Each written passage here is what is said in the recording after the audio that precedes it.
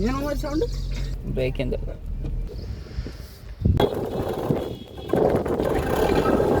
ಒಳ್ಳೆ ಡ್ರೈವರ್. ಇವತ್ತು ನಾವು ಕಾರ್ನ ರಿವ್ಯೂ ಮಾಡೋದನ್ನ ಇದ್ದೀವಿ. ಯಾವ ಕಾರು ಅಂತ ತೋರಿಸ್ತೀನಿ, ವೆಯ್ಟ್ ಮಾಡಿ. ಈ ಕಾರ್ ರಿವ್ಯೂ ಕೊಟ್ಟಿರೋಂಥ ದರ್ಶನ್ ಅವರಿಗೆ ಥ್ಯಾಂಕ್ಸ್, ತುಂಬ ಥ್ಯಾಂಕ್ ಯು ಸೋ ಮಚ್. ಸ್ವಲ್ಪ ಏನೋ ಸೌಂಡ್ ಬರ್ತೈತೆ, ಚೆಕ್ ಮಾಡ್ತಾ ಇದ್ದಾರೆ ಅಮ್ಮ ಅವರು. ನಿನಗೆ ಈಗ ಬಂದರೆ ಆಟೋಮೆಟಿಕ್ ಕಾರ್ ಇಷ್ಟ, ಮ್ಯಾನೇಲೆ ಚೆನ್ನಾಗಿ ಅನಿಸ್ತದಪ್ಪ. ಮ್ಯಾನೆಲ್ಲ ಚೆನ್ನಾಗಿ.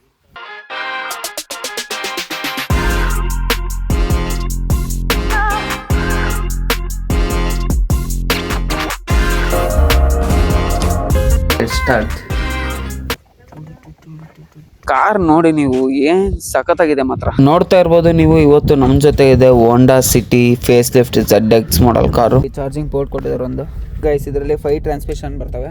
ನಿಮಗೆ ರಿವರ್ಸ್ ಕೂಡ ಬ್ಯಾಕ್ ಸೈಡ್ ಬರುತ್ತೆ, ಹಿಂಗೆ ಎತ್ತಿ ಹಾಕ್ತಾರಲ್ಲ ಆ ಥರ ಅಲ್ಲ. ಆಮೇಲೆ ಇಲ್ಲಿ ಗ್ಲೋ ಬಾಕ್ಸು, ಇಲ್ಲೂ ಕೂಡ ಸ್ಪೇಸ್ ಐತೆ. ಇಲ್ಲಿ ನಿಮಗೆ ಎಷ್ಟು ಸಿಗುತ್ತೆ, ಇಲ್ಲಿ ಸದ್ಯಕ್ಕೆ ಒಂದು ಮೈಕ್ ಇಟ್ಟಿನಿ, ಹ್ಯಾಂಡ್ ಬ್ರೇಕು. ಇಲ್ಲೂ ಕೂಡ ನಿಮಗೆ ಸ್ಪೇಸ್, ವಾಟರ್ ಬಾಟ್ಲ್ ಇಟ್ಕೊಳೋದಕ್ಕೆ. ಇನ್ನು ಬ್ಯಾಕ್ ಸೈಡಲ್ಲೂ ಕೂಡ ಒಳ್ಳೆ ಸ್ಪೇಸಸ್ ಆಗೈತೆ. ಆಮೇಲೆ ಸೀಟ್ಸ್ ಎಲ್ಲ ಲೆದರ್ ಸೀಟ್ಸ್. ಇಲ್ಲಿ ಡ್ಯಾಶ್ಬೋರ್ಡು, ಇಲ್ಲೂ ಒಂದು ಡ್ಯಾಶ್ಬೋರ್ಡು. ಇದು ನಿಮಗೆ ಸನ್ಶೈಡ್ ಜೊತೆಗೆ ಒಂದು ಮಿರರ್. ಈ ಹೋಂಡಾ ಕಾರ್ಸ್ಗಳು ಮ್ಯಾನುಫ್ಯಾಕ್ಚರ್ ಆಗಿದ್ದು ಯಾವಾಗ ಅಂದರೆ 1998ರಿಂದ ಅಪ್ ಟು ಈಗ ತನಕನೂ ಮ್ಯಾನುಫ್ಯಾಕ್ಚರ್ ಆಗ್ತಾ ಇದ್ದಾವೆ. ಈ ಕಾರು ಎಕ್ಸ್ಪೆಷಲಿ ಹೋಂಡಾ ZX ಮಾಡಲ್ ಅಂತ ಹೇಳಿ, ಇದು ಫೇಸ್ ಲಿಫ್ಟ್ ZX ಮಾಡಲ್ ಅಂತಾರೆ ಈ ಕಾರ್ನ. ಈ ಕಾರು ಎಕ್ಸ್ಪೆಷಲಿ 2005 2008ರಲ್ಲಿ ಮ್ಯಾನುಫ್ಯಾಕ್ಚರ್ ಆಯಿತು. ಅದಾದ್ಮೇಲೆ ಮ್ಯಾನುಫ್ಯಾಕ್ಚರ್ ಆಗಿಲ್ಲ. ನಾನು ಮುಂಚೆ ಹೇಳ್ದಂಗೆ ಪರ್ಟಿಕ್ಯುಲರ್ ಆಗಿ ಈ ZX ಮಾಡಲ್ ಬಂದ್ಬಿಟ್ಟು 2005ರಿಂದ ಸ್ಟಾರ್ಟ್ ಆಗಿ 2008 ತನಕ ಅಷ್ಟೇ ಮ್ಯಾನುಫ್ಯಾಕ್ಚರ್ ಆಗಿದ್ದು. ಬಿಕಾಸ್ 2008ರಿಂದ ಏನಕ್ಕೆ ಮ್ಯಾನುಫ್ಯಾಕ್ಚರ್ ಆಗಲಿಲ್ಲ ಅಂದ್ರೆ ಇದು ಸೆಕೆಂಡ್ ಜನರೇಷನ್ ಕಾರ್ ಆಗಿತ್ತು. So that next third generation ಗೆ ಶಿಫ್ಟ್ ಆಗಿದ್ರಿಂದ ಆರೋ ಶಾರ್ಟ್ ಮಾಡಲ್ ಅಂತ ಹೇಳಿ ಆ ಕಾರ್ ನ ಮ್ಯಾನುಫ್ಯಾಕ್ಚರಿಂಗ್ ಸ್ಟಾರ್ಟ್ ಆಯ್ತು. ಇದಕ್ಕೆ ನಿಮಗೆ ಒಳ್ಳೆ ಎಕ್ಸಾಂಪಲ್ ಕೊಡಬೇಕು ಅಂತ ಆದ್ರೆ, ನಿಮ್ಮ ತಂದೆಯವರ ತಂದೆ ಹೋದ್ಮೇಲೆ ಹೇಗೆ ನಿಮ್ಮ ತಂದೆದು ಜವಾಬ್ದಾರಿಗಳು ಆಡಳಿತ ಸ್ಟಾರ್ಟ್ ಆಗುತ್ತೋ, ಸೊ ಲೈಕ್ ದಟ್ ನಿಮ್ಮ ತಂದೆಯವರ ತಂದೆ ಸೆಕೆಂಡ್ ಜನರೇಷನ್, ನಿಮ್ಮ ತಂದೆ ಬಂದ್ಬಿಟ್ಟು ಥರ್ಡ್ ಜನರೇಷನ್. ಇದು ಒಂದು ಎಕ್ಸಾಂಪಲ್ ಆಗಿ ನಾನು ಕೊಡ್ಬೋದು. 2 ಫೋಟೋಗೋಸ್ಕರ ಅಂದ್ರೆ ತಮ್ಮನೇಲಿಗೋಸ್ಕರ ಇವಾಗ ಕಾರ್ನ ಪಾರ್ಕ್ ಮಾಡಿಸ್ತಿದ್ದೀನಿ ಕರೆಕ್ಟಾಗಿ.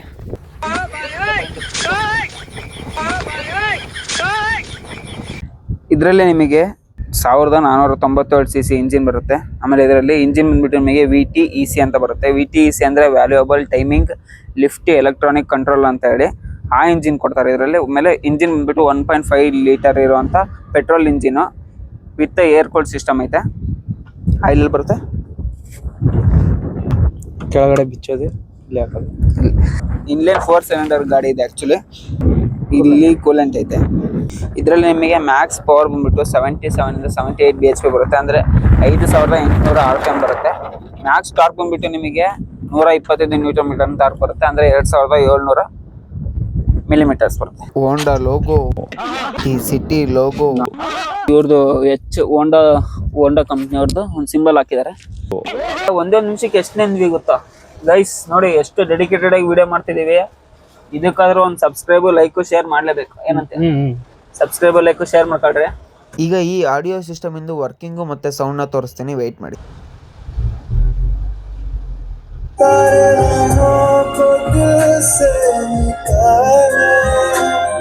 ಕಂಡೀಷನ್ ಆಗೈತಲ್ಲ ಗಾಡಿ, ಕಂಡೀಷನ್ ಚೆನ್ನಾಗೈತೆ. ಆಮೇಲೆ ಮುಂದ್ಗಡೆ ಲೆಗ್ ರೂಮ್ ನೋಡ್ಬೋದು ನೀವು.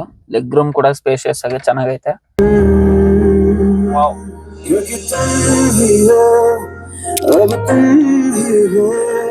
ಹಿಂದ್ಗಡೆ ಏನ್ ಸ್ಪೀಕರ್ಸ್ ಇಲ್ಲ, ಮುಂದ್ಗಡೆ ಅಷ್ಟೇ ಸ್ಪೀಕರ್ಸ್ ಇರೋದಲ್ಲ. ಹಿಂದ್ಗಡೆ ಸ್ಪೀಕರ್ಸ್ ಇಲ್ಲ, ಮುಂದ್ಗಡೆ ಅಷ್ಟೇ ಸ್ಪೀಕರ್ಸ್ ಇರೋದು. ಎರಡೇ ಸ್ಪೀಕರ್ ಗೆ ಎಷ್ಟು ಸೌಂಡ್ ಐತೆ ಒಂದು ಗಾಡಿ. ಕಾರ್ ಏನು ಒಳ್ಳೆ ಕಂಡೀಷನ್ ಅಲ್ಲಿ ಐತೆ, ಬಟ್ ಡೋರ್ ಮಾತ್ರ ಸ್ವಲ್ಪ ಪ್ರಾಬ್ಲಮ್ ಇದೆ. ರಾಜ ಮರ್ಯಾದೆ ನೋಡ್ರಿ, ರಾಜ ಮರ್ಯಾದೆ ಅಂತ ಅದು ಹೆಂಗ್ ಹೇಳಿದ್ನೇನೋ ಆಗ್ಲಲ್ಲ. ರಾಜ ಮರ್ಯಾದೆ ಇರ್ಲಿ.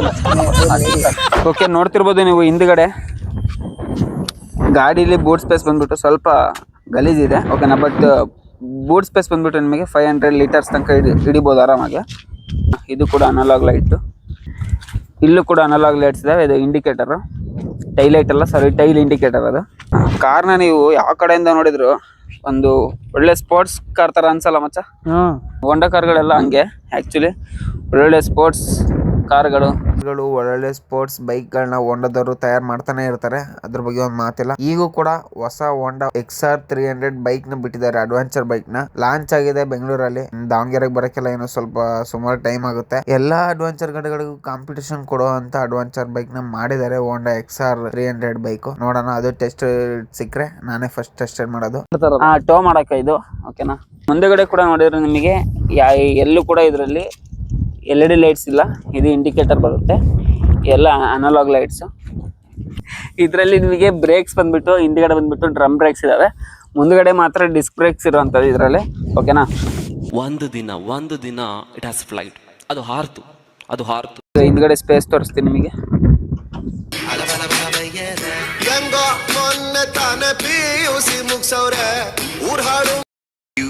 ನಿಮಗೆ ಹಿಂದ್ಗಡೆ ಲೆಗ್ ರೂಮ್ ಸ್ಪೇಸ್ ಕೂಡ ಚೆನ್ನಾಗೈತೆ ಓಕೆನಾ. ಅವನು ಸೀಟ್ ಮುಂದೆ ಮಾಡ್ಕೊಂಡಿರೋದ್ರಿಂದ ಇಷ್ಟಿದ್ರು ಕೂಡ ಸಾಕು ಅನ್ಸುತ್ತೆ ಈ ಗಾಡಿಲಿ ಓಕೆನಾ.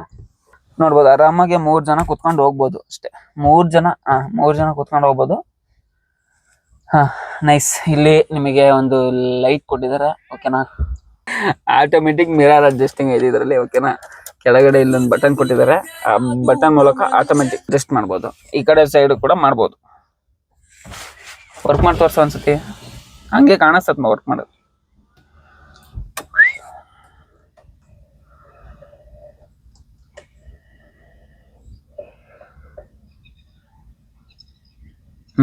ನೋಡ್ತಿರ್ಬೋದು.